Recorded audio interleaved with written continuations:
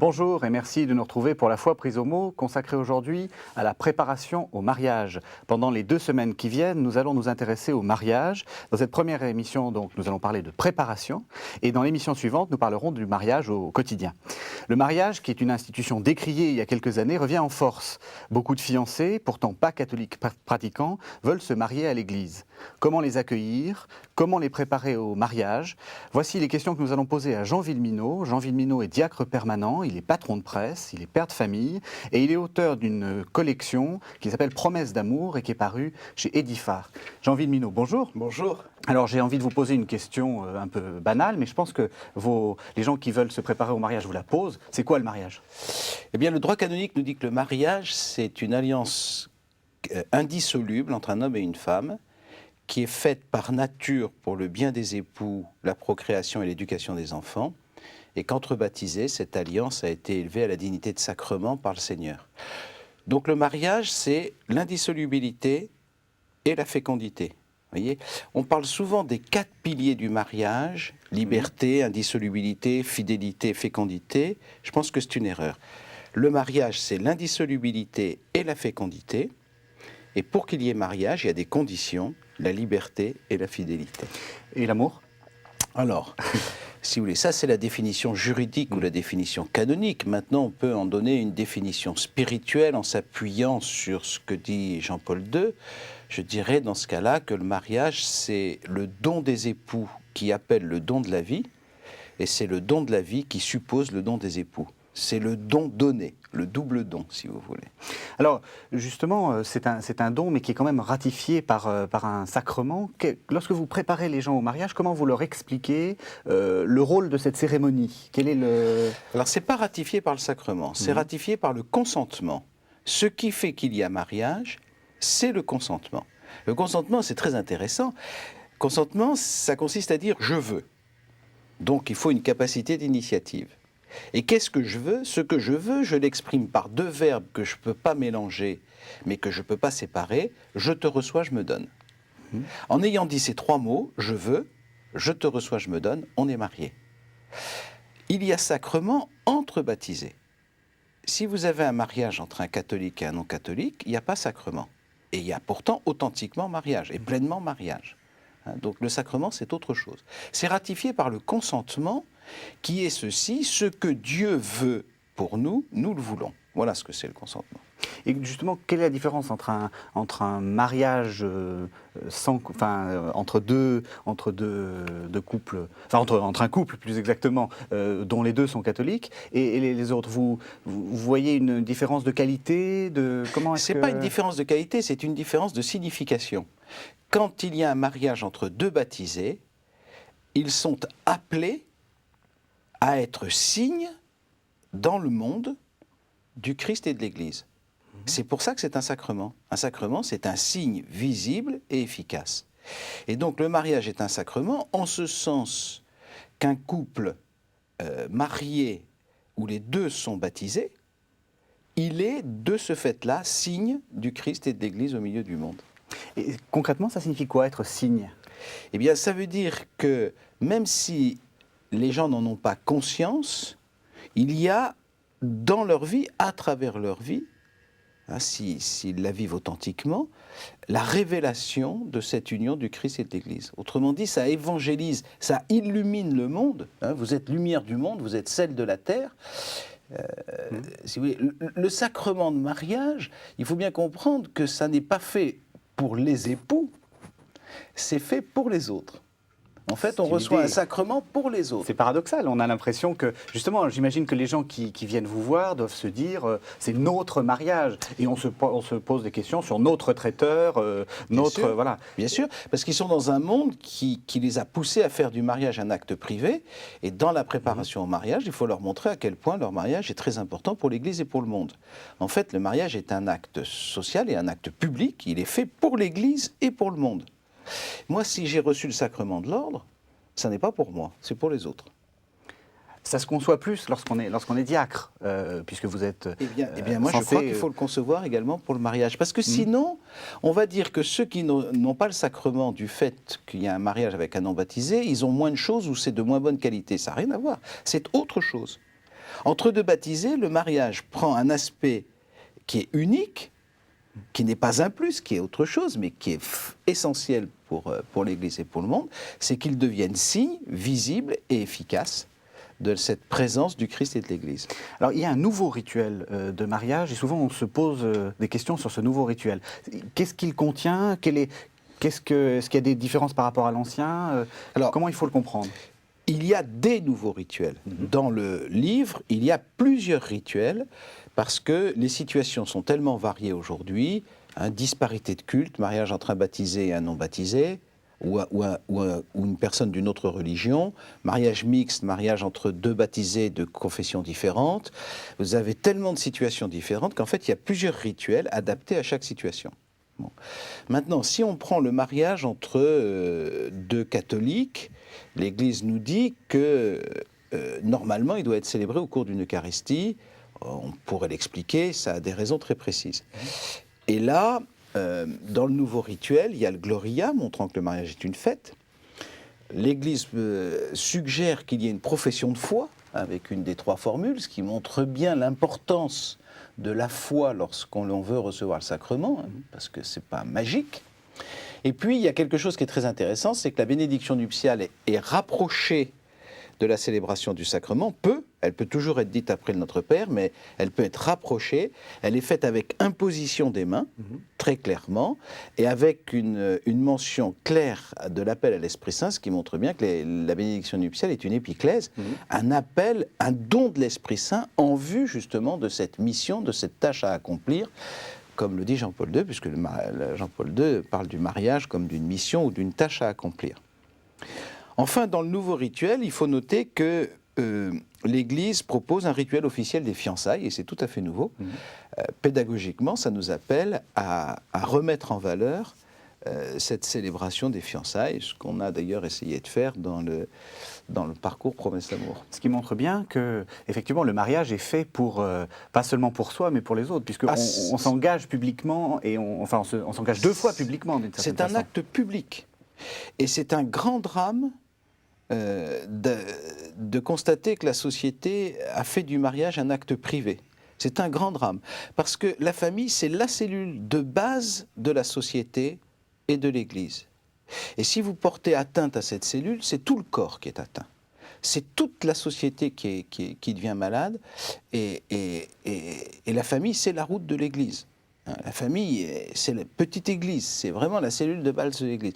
Donc il faut vraiment inverser les choses et montrer à quel point, justement, le mariage est un acte public. On se marie pour soi, bien sûr, mais pour les autres. Et c'est inséparable. Mais alors ça, c'est vrai quand on peut le concevoir quand on est dans un couple de catholiques. Mais comment faire comprendre à l'autre qui n'est pas forcément catholique ou qui aurait une autre religion ou quelqu'un qui n'a pas de religion, ce qui est quand même assez fréquent, comment faire comprendre tout cela? Eh bien, c'est pas si compliqué que ça, parce que l'Église nous rappelle que le mariage, c'est une réalité naturelle. C'est-à-dire, l'indissolubilité ou la fécondité, il n'y a pas besoin d'être catholique pour comprendre ce que c'est.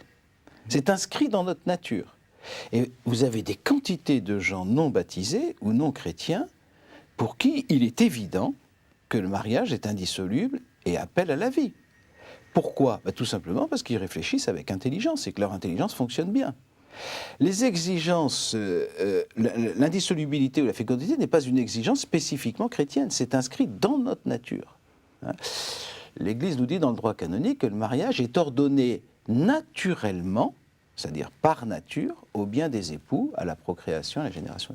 C'est pour ça qu'on peut célébrer très facilement le mariage entre un catholique et un non-catholique à l'Église, parce qu'en fait, pour un non-catholique, on ne lui demande rien d'extraordinaire. On lui demande simplement d'être d'accord avec la vérité sur l'homme, ce qu'il peut constater lui-même par nature, que l'homme est fait pour la femme, que la femme est faite pour l'homme, que les deux sont faits pour vivre une union indissoluble, que c'est évidemment un chemin de bonheur et que cette union doit être ouverte à la vie.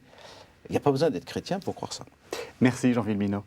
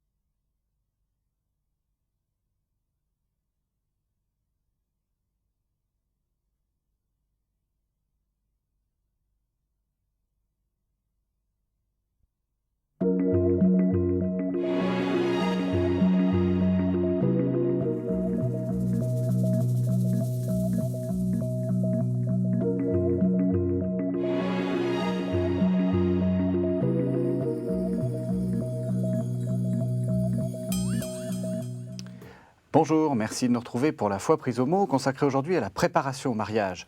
Hier, nous avons vu ce qu'était le mariage, la définition du mariage, et aujourd'hui, nous allons essayer de voir comment concrètement le mariage est important aujourd'hui, et nous retrouvons Jean Villeminot, qui est diacre permanent. Alors, on le dit souvent, le mariage est à la mode. Est-ce que vous le constatez, vous qui préparez des gens au mariage? Est-ce qu'il y a une recrudescence des mariés? Et qu'est-ce qu'ils demandent? Il y a eu un petit regain du nombre de mariages, mais qui s'est assoupi. Donc il ne faut pas s'imaginer que la situation est bonne.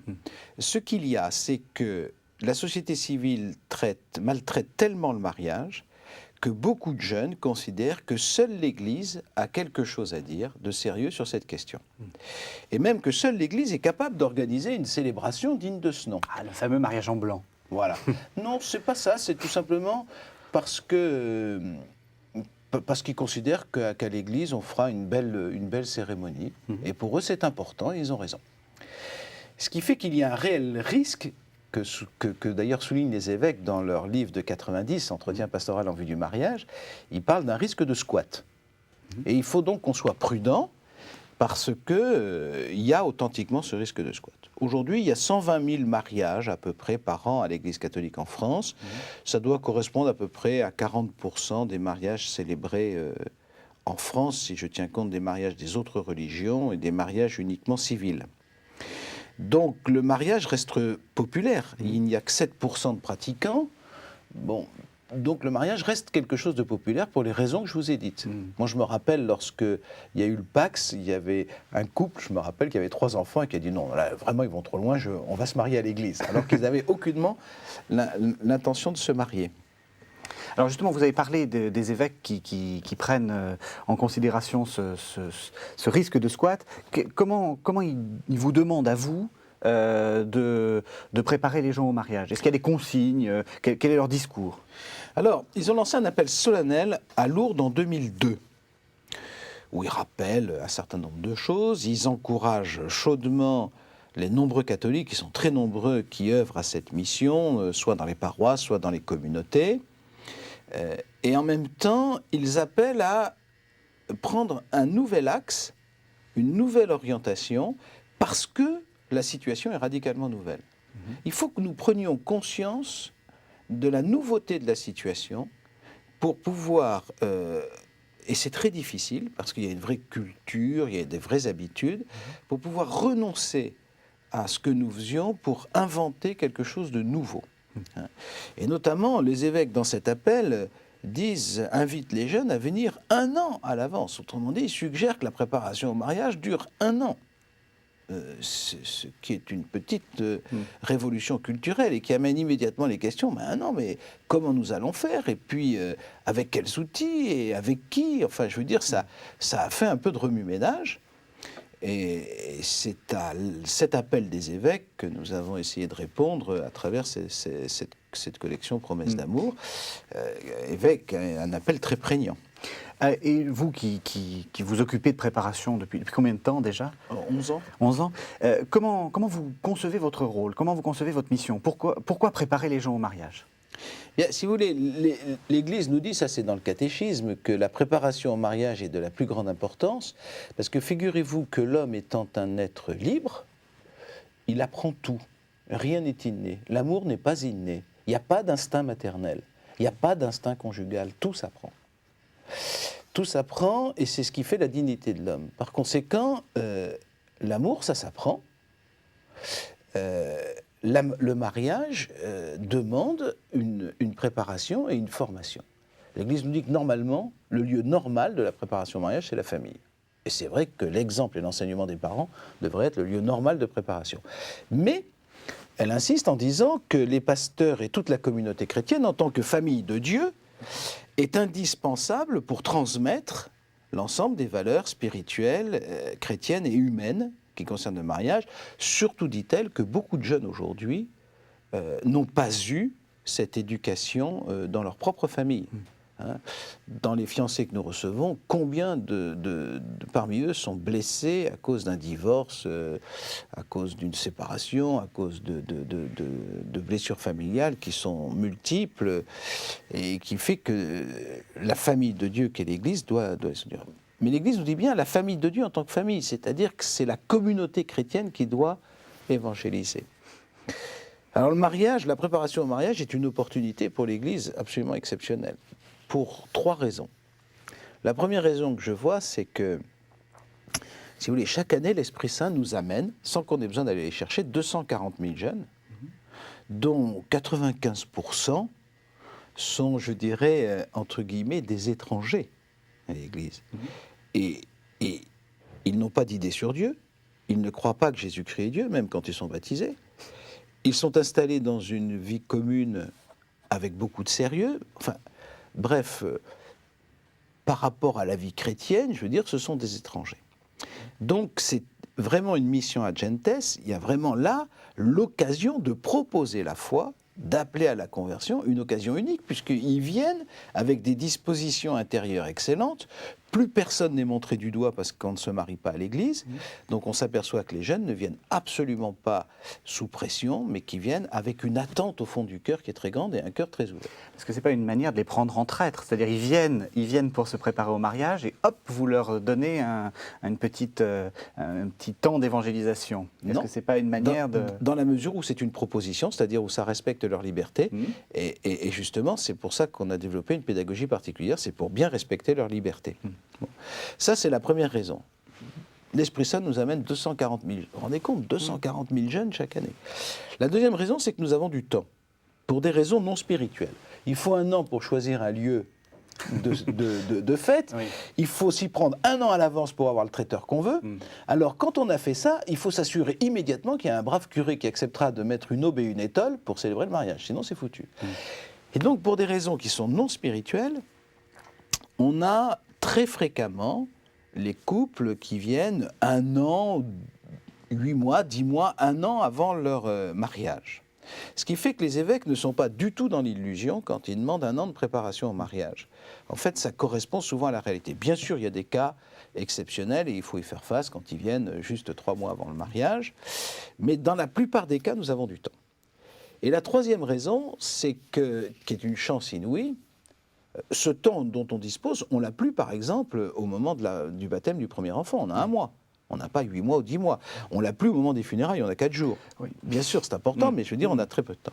Et la troisième raison, c'est que, voyez-vous, alors que nos jeunes, on les a formés à cette idée fausse, à ce mensonge, que la maturité, c'est l'autonomie, on a martelé leur esprit avec ça, ils viennent de découvrir la dépendance d'amour qui les rend profondément heureux. Un autre a fait basculer leur vie. Ce qui veut dire qu'ils sont comme préparés par le Seigneur, humainement, à entendre cette bonne nouvelle d'un Dieu qui les aime et qui va faire basculer leur vie. Et il y a une situation humaine, je dirais anthropologique, qui est unique et qui ne se reproduira jamais plus après. Donc, vous voyez, on a une fenêtre de tir pastorale, si vous me permettez cette expression militaire. On a une fenêtre de tir qui est exceptionnelle et qu'il ne faut surtout pas rater. C'est pour ça que, je pense, les évêques nous disent que nous avons une grande responsabilité à profiter de cette opportunité, parce que sinon on passe à côté d'une chance inouïe. Justement, on sent qu'il y a beaucoup de... Tout est fait pour que ça se passe bien, mais est-ce qu'il ne faut pas se méfier de cette situation aussi favorable pour en faire une sorte de prosélytisme un peu violent? Est-ce que ce n'est pas un danger, ça, le fait d'être... Je sens bien votre préoccupation que vous répétez là, et vous avez raison. C'est-à-dire qu'il faut mettre en place une façon de faire qui responsabilise les fiancés, qui respecte leur liberté. Dans l'appel des évêques, les évêques nous disent « l'Église accueille avec joie ceux qui demandent son aide pour préparer leur mariage ».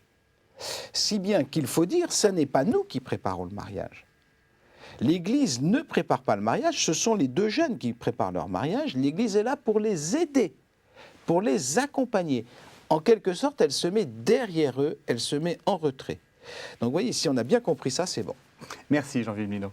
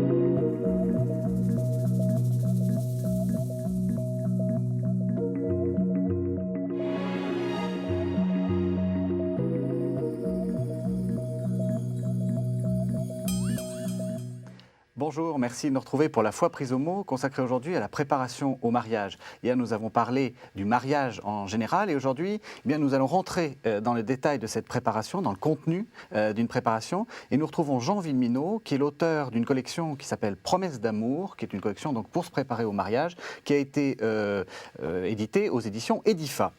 Alors, on a dit dans l'entretien précédent, l'une des difficultés, c'est de respecter la liberté, puisque, vous l'avez dit fort bien, la préparation au mariage, c'est une aide que l'Église offre aux fiancés. Alors comment est-ce qu'on fait, tout simplement? Eh bien, l'idée pédagogique, c'est ce qu'on appelle l'heure pour nous.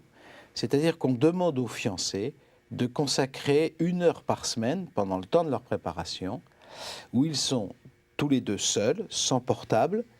Je dis ça parce qu'il y en a qui découvrent qui sont capables d'éteindre leur portable pendant 1 heure. Sans portable. Sans télévision, sans témoin, pour réfléchir à un aspect de leur mariage. Et le carnet de route des fiancés que l'on voit à l'écran est en fait le livre qu'on leur donne et dans lequel ils vont trouver le grain à moudre pendant chacune des heures qu'ils vont passer ensemble. Alors oui, c'est très important parce que du coup, c'est eux, seuls, qui préparent.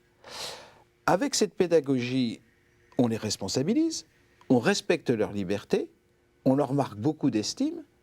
Et quand ils viennent pour des rencontres, soit pour des entretiens particuliers, soit pour des rencontres en commun, quand on fait un parcours communautaire, enfin plusieurs couples, ils ont un cœur qui est labouré parce qu'ils ont vécu ensemble et qui fait que l'enseignement qu'on pourra leur donner peut porter du fruit. Parce que la terre est en quelque sorte retournée par ces heures qu'ils ont passées ensemble, si vous voulez. Entre 2 rencontres, ils vivent 2, 3, 4 heures pour nous. 4 heures pour nous si les rencontres sont espacées d'un mois, si vous voulez. Une par semaine, une heure pour nous par semaine. On leur demande un engagement d'1 heure par semaine. Alors, au départ, ils sont très heureux parce que l'engagement est très clair, il est limité. Et puis ils se disent quand même, avec les progrès de la médecine, on en prend pour 60 ans, donc consacrer 1 heure par semaine pour réfléchir à cet engagement que nous allons prendre, ils considèrent que c'est tout à fait normal. Et on s'aperçoit avec surprise qu'ils sont très fidèles à cette heure, parce qu'en réalité, cette heure, c'est une véritable bouffée d'air. Ils sont submergés d'activité, et tout d'un coup, on leur dit, mais reposez-vous, mettez-vous à part avec le Seigneur pour réfléchir. Et c'est comme des vacances. Il y en a qui m'ont dit une fois, on fait nos devoirs de vacances. Extraordinaire.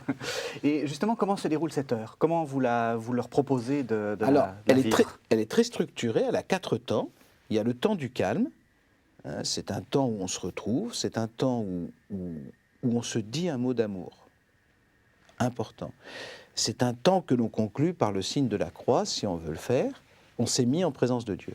Le deuxième temps, c'est le temps de la parole de Dieu. Pour chaque heure, pour nous, ils ont la méditation d'une parole de Dieu. Il faut donc leur apprendre à lire la parole de Dieu. C'est ce qu'on fait au début. Tout le lectionnaire y passe s'ils font le parcours en entier, mais c'est rare qu'on fasse tout le parcours. Le temps de la discussion sur un thème donné. Par exemple, le thème de ce soir, c'est « Nous voulons des enfants ». Eh bien, le temps de la discussion, on va leur proposer toute une série de choses à discuter sur ce thème « Nous voulons des enfants ». Et puis enfin, quatrièmement, le temps de la prière.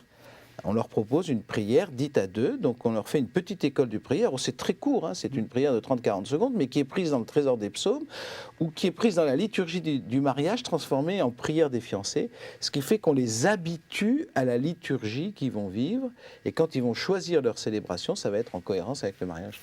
Donc 4 temps bien structurés, ce qui fait qu'ils sont très aidés pour vivre cette heure seule, et qu'ils la vivent du coup très facilement. Et j'imagine qu'il y a une progression entre les différentes heures pour nous. Comment est-ce que vous la construisez? Alors, le parcours comprend 26 modules. Autrement dit, si on le fait en entier, il faut entre 30 et 35 semaines, parce qu'il y a forcément un peu de pause. Vous voyez, on est dans le cycle de 10 mois. Bon. Mais les 26 modules sont absolument indépendants les uns des autres. Ils sont mis dans un ordre très cohérent sur le plan de la catéchèse, mais chaque pasteur ou chaque accompagnateur peut faire sa cuisine, c'est-à-dire il prend les ingrédients qu'il veut, il prend les modules qu'il veut, dans l'ordre qu'il veut, pour les adapter à chaque situation. Alors il y a un ordre qui est quand même cohérent, qui est la plupart du temps respecté, mais souvent on suit l'ordre sans faire tous les modules, c'est-à-dire qu'on fait on passe du module 4 au module 7 parce qu'on considère que le 5 et le 6 ne sont pas indispensables, ce qui est juste. Et d'ailleurs, dans le guide de l'accompagnateur, on propose 14 itinéraires types adaptés aux situations. Ben voilà, vous disposez de 5 mois, ou vous avez un mariage mixte ou en disparité de culte. Ben voilà ce qu'on vous suggère de prendre comme itinéraire. Ces suggestions sont faites pour susciter une liberté des prêtres, des diacres et des laïcs qui accompagnent les fiancés pour qu'ils choisissent un itinéraire. Et ces itinéraires sont plutôt axés sur la formation, j'allais dire, théologique, spirituelle, ou au contraire sur la formation humaine?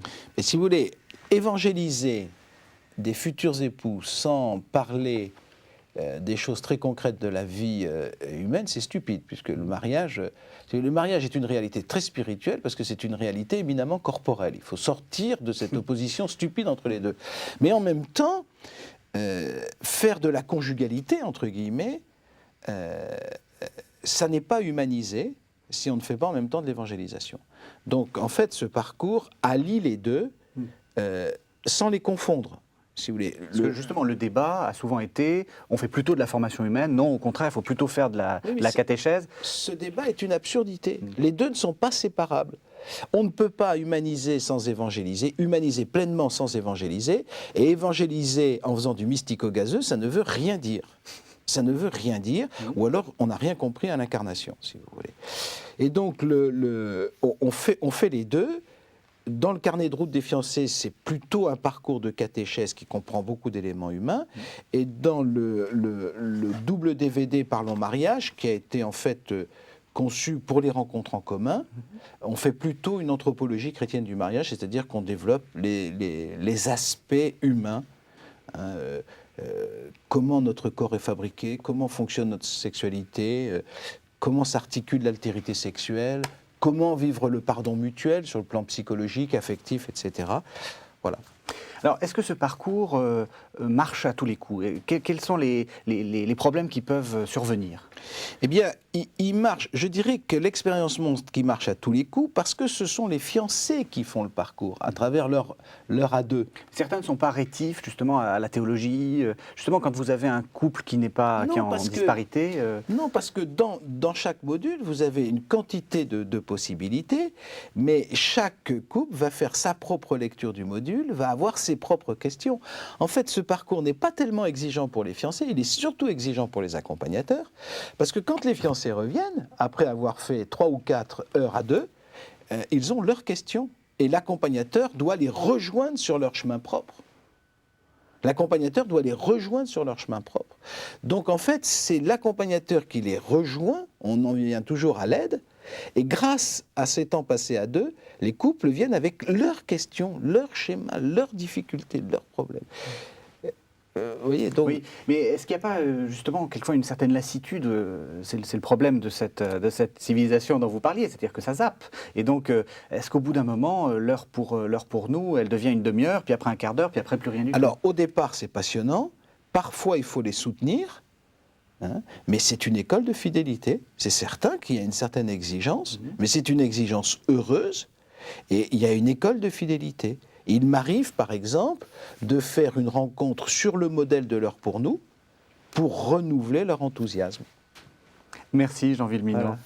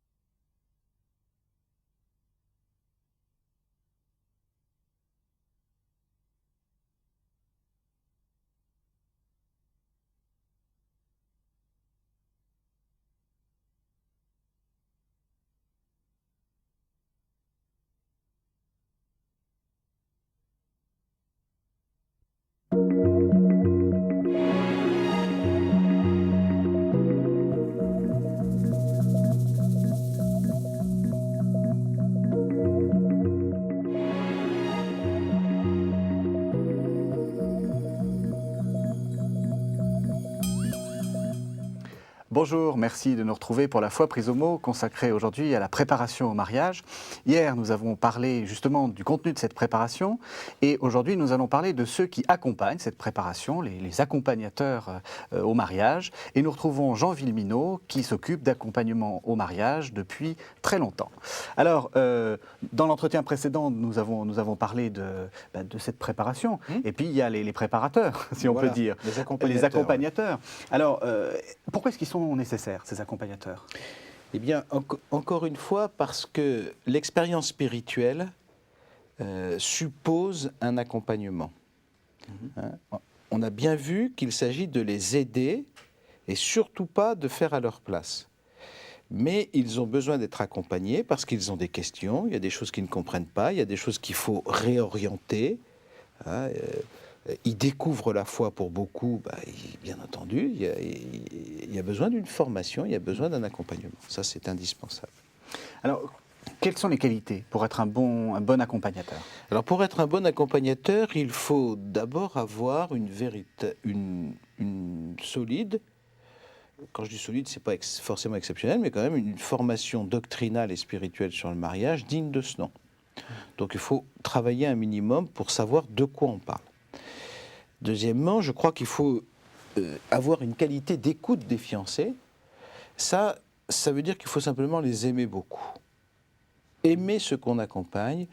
Je suggère souvent aux accompagnateurs de prier pour eux parce que c'est une façon de les aimer qui est très objective et qui est très importante.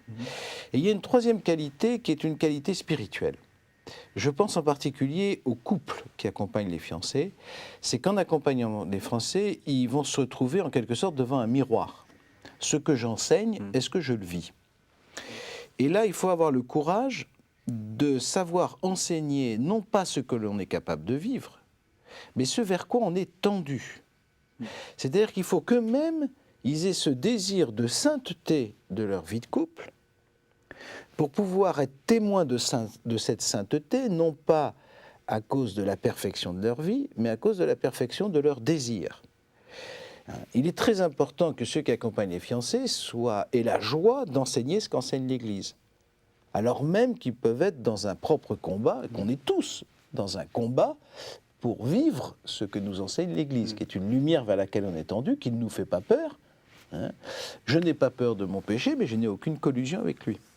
Mais c'est un peu paradoxal. C'est un peu faites ce que je vous dis et ne faites pas ce que je fais. Non. Saint Paul lui-même nous dit qu'il est malheureux parce que le bien qu'il veut faire, il n'arrive pas à le faire, et que le mal qu'il ne veut pas faire, il le fait. Mais en même temps, par ailleurs, il dit pourquoi me torturer puisque je suis justifié par le Christ? C'est-à-dire, le témoin passe derrière le Christ. Il s'efface derrière le Christ. Et donc, c'est ce souci qu'il faut avoir.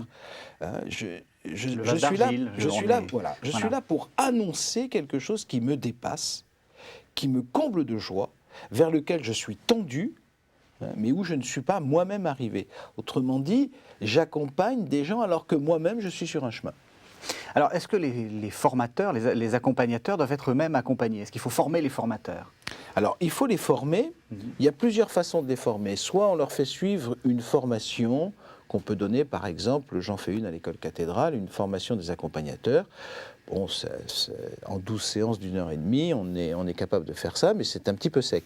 Il y a une autre façon de le faire, qui à mon avis, est très fructueuse, c'est de faire soi-même un parcours d'approfondissement doctrinal et spirituel du mariage quand on est un couple. L'idéal, c'est qu'un curé de paroisse rassemble un certain nombre de couples et leur dise, pendant 1 an, nous allons faire une retraite conjugale à domicile, et tous ensemble. Et le livre des époux a été conçu pour ça. Et il a exactement la même structure que le carnet de route des fiancés, mais il est fait pour des époux chrétiens. Et il y a 26 modules, ça se fait donc très bien sur une année scolaire. Et c'est comme une année sabbatique, ou c'est comme, si vous voulez, l'année Saint-Augustin, ou, enfin, vous voyez, quelque chose comme ça. Ce que Jésus a fait avec ses disciples, il les a pris à part, il a pris le temps de les former avant de les envoyer en mission.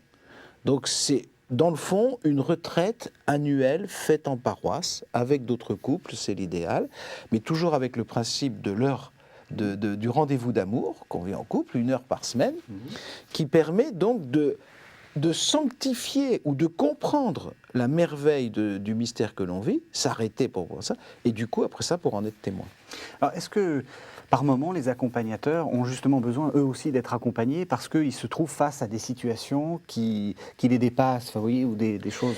Est-ce qu'il y a des choses qui peuvent les aider? Bien sûr, l'Église nous dit que c'est la communauté chrétienne qui évangélise.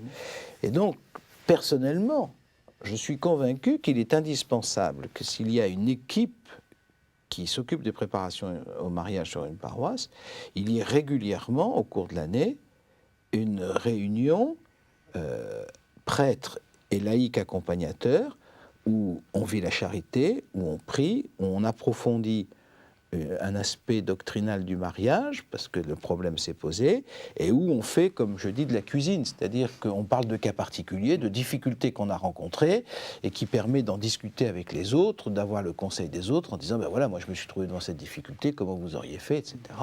Hein. Donc se créer ce lien, hein, cette petite communauté de charité qui est nécessaire à la fécondité. Si on est seul en mission, on va très vite... Et ceux qui sont en mission, vous voyez, ça je le dis souvent à mes frères prêtres, ceux qui sont en mission, ils ont le droit d'être nourris perpétuellement. Car finalement, quand on est en mission, on ne parle pas de son propre fond, ou alors on n'est pas en mission. Mais on transmet quelque chose que l'on a reçu. Donc il faut, je crois effectivement, que les pasteurs aient le souci de nourrir doctrinalement et spirituellement ceux qui accompagnent les fiancés, ceux qui s'organisent d'une façon relativement raisonnable. Justement, je reviens sur ces difficultés. C'est quoi les difficultés qui reviennent le plus souvent quand on est accompagnateur? Ben, si vous voulez, je ne sais pas si on peut parler d'une difficulté qui arrive le plus souvent, mais par exemple, moi je dis toujours aux accompagnateurs, vous avez le droit de ne pas savoir. Quand un couple de fiancés vient et pose une question, moi il m'arrive de leur dire, ben, je ne sais pas, et je vais chercher. Vous voyez, cette idée fondamentale, il n'y en a pas un qui sait et l'autre qui ne sait pas. Nous cheminons ensemble. Hein, il y en a qui ont pris un peu d'avance sur le chemin, entre guillemets, si on peut parler d'avance, mais il faut faire très attention à ce qu'on dit. Mais nous cheminons ensemble.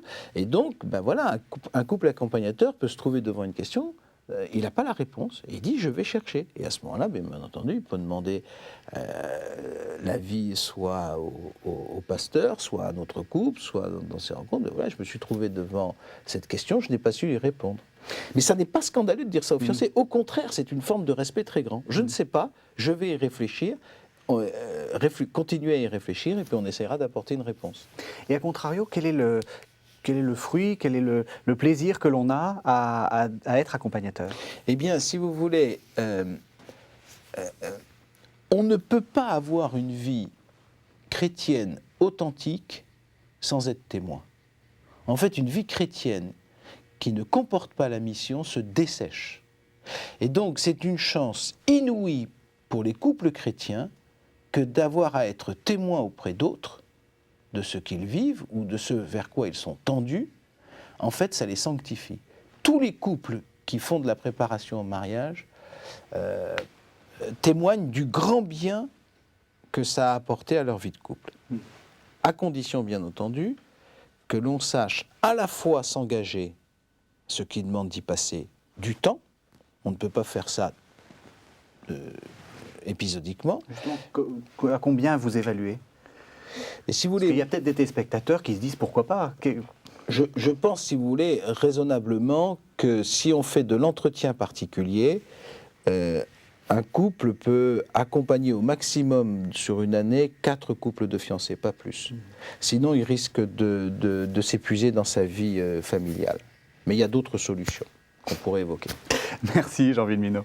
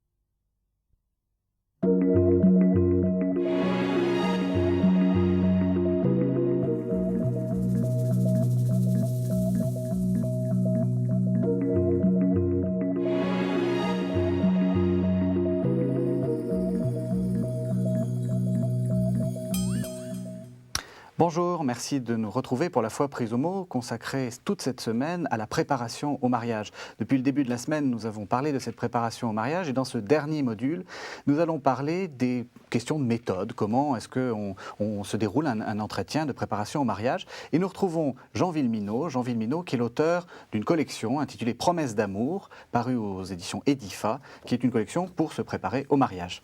Alors, on va revenir, tout ce qu'on a dit va se retrouver dans ce qu'on dit maintenant. C'est comment, méthodologiquement, vous construisez vos parcours et quels sont les conseils que vous donnez à ceux qui accompagnent les gens.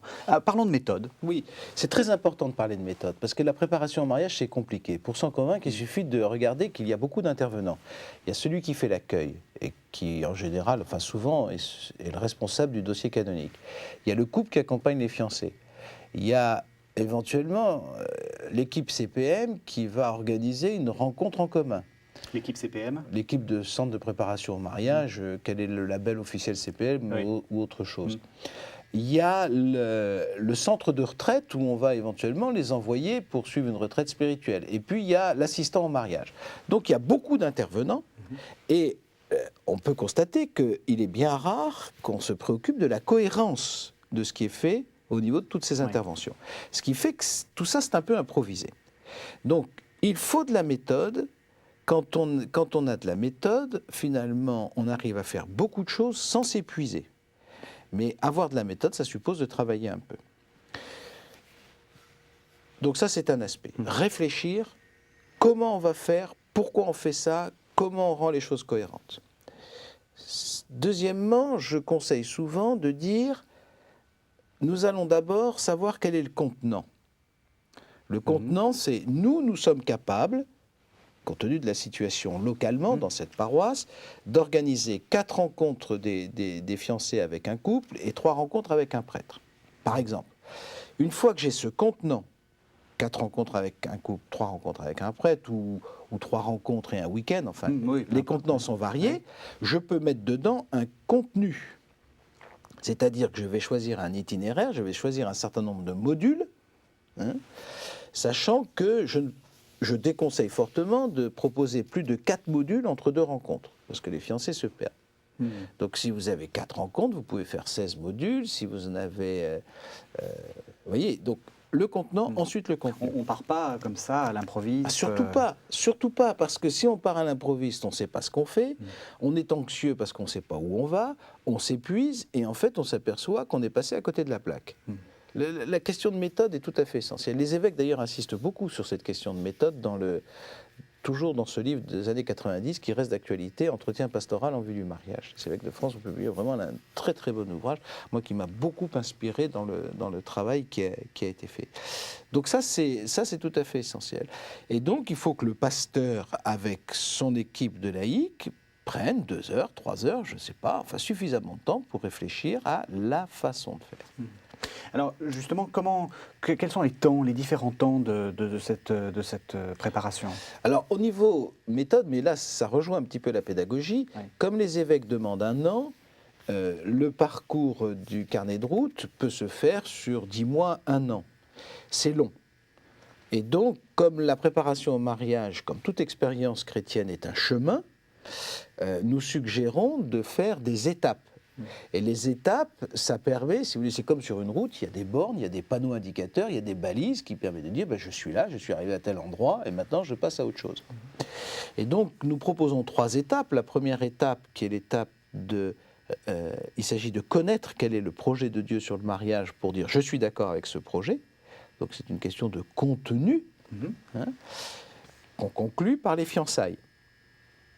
Deuxième étape, qui est la consécration au Seigneur, c'est-à-dire que maintenant je sais où je vais, je sais, tout est fait, les faire-part sont envoyés, la célébration est décidée, mais je vais me consacrer au Seigneur, c'est toute l'étape de vie spirituelle, de réflexion sur le sacrement, de réflexion sur la sainteté, je me consacre au Seigneur pour être prêt le jour de mon mariage. Et puis la 3e étape, qu'on peut faire soit avant le mariage, soit après le mariage, comme service après-vente en quelque sorte, c'est l'étape de la mission, pour bien montrer que le mariage n'est pas une banderole d'arrivée, mais que c'est en fait une mission, une tâche à accomplir ad intra, à l'intérieur de la famille, et dans le monde, à l'extérieur, comme on l'avait vu dans une rencontre précédente. Le mariage est un acte public. Donc ces 3 étapes s'articulent bien, et à la fin de la 2e étape, je propose une petite célébration de profession de foi. Si vous voulez, c'est une idée qui est tirée un peu des scrutins dans la démarche catéchuménale. Vous voyez, c'est rien de nouveau sous le soleil, mais ça permet, j'ai constaté que les fiancés étaient heureux d'avoir cette pause où on fait une petite célébration à l'église, un quart d'heure avant la messe du dimanche, bien entendu comme par hasard, messe à laquelle ils vont être invités comme par hasard, et messe au cours de laquelle on va prier pour eux, soit au Memento des vivants, soit à la prière universelle. C'est une façon de les réintroduire dans la communauté dominicale, puisque souvent ils ne sont plus pratiquants, et d'impliquer la communauté paroissiale dans cette mission très importante qu'est la préparation au mariage. Alors ça, c'est la méthode générale. Et quelle méthode vous recommandez pour l'entretien? Alors pour l'entretien, je dis 1 heure, pas plus. Déjà, se définir ça, parce que si on dépasse 1 heure, souvent je constate qu'on sombre dans le prosélytisme. 1 heure, vous voyez, avec cette idée absolue, je suis là, je dois absolument respecter la liberté des fiancés. Et moi, je constate qu'en utilisant cette méthode, si vous voulez, 1 heure, c'est quoi? Ils viennent avec leurs questions, on fait le point, ils viennent avec leurs questions, ils s'expriment. Leur laisser le temps de s'exprimer. On commence par les écouter. Ah ben surtout. Ouais. Et même s'il y a du silence, leur laisser le temps aux mots de venir. Ça peut demander 1 minute de silence, et c'est terrifiant 1 minute de silence. Oui.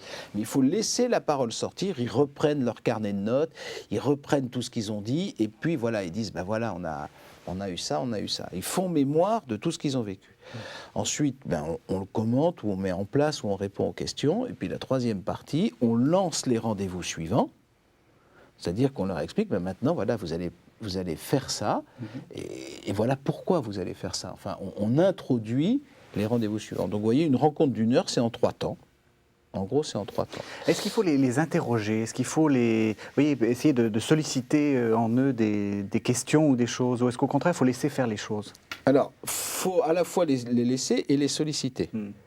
C'est-à-dire qu'il y en a, on s'aperçoit, par exemple, dans le carnet de route, vous avez des propositions de la foi. Ils ne les regardent jamais et ils regardent uniquement les questions très concrètes qu'ils ont dans le carnet de notes. Alors il faut essayer de leur dire, mais ça, là, ce que nous dit la foi chrétienne, vous en dites quoi? Ou réciproquement, il y en a qui s'intéressent qu'aux propositions de la foi et qui oublient de parler des choses très concrètes. Oui, mais ça, là, par exemple, est-ce que vous avez décidé du nombre d'enfants que vous aurez? Est-ce que vous en avez parlé, du nombre d'enfants que vous aurez? Les amener à des choses... Donc on réoriente un petit peu, mais... sous forme, est-ce que vous vous êtes posé cette question? Ça, c'est vraiment le rôle pédagogique de l'accompagnateur, en sachant encore une fois qu'il ne faut surtout pas répondre à toutes les questions et qu'il ne faut surtout pas aborder... c'est pas un manuel scolaire, il n'y a pas d'examen à la fin, il y a une foule de choses dans le carnet de route des fiancés, ça peut paraître effrayant, mais en réalité, on picore. Et chaque couple de fiancés va y trouver sa propre pitance en fonction de sa situation intellectuelle, culturelle et spirituelle. Et comment faire pour ne pas être trop intrusif? C'est-à-dire pour ne pas rentrer dans des détails qui peuvent être gênants? Eh bien, d'abord, il faut savoir que si on fait de la préparation au mariage, on va au fond des cœurs. Et donc, il y a une règle absolue, c'est tout ce qui m'est dit est strictement secret. Et il faut le dire aux fiancés. Il faut être capable également d'ouvrir son cœur. Il n'est pas anormal de dire aux fiancés, moi j'ai tel combat que je vis, et c'est difficile. Et il faut demander aux fiancés la stricte discrétion là-dessus. Et par ailleurs, parce que la préparation au mariage est quand même assez intrusive, je conseille qu'une fois que la préparation est terminée, on coupe les ponts, toujours pour une question de liberté. Merci Jean-Louis Milnaud de nous avoir parlé de votre expérience de préparateur au mariage, d'accompagnateur au mariage. Merci. Merci Régis.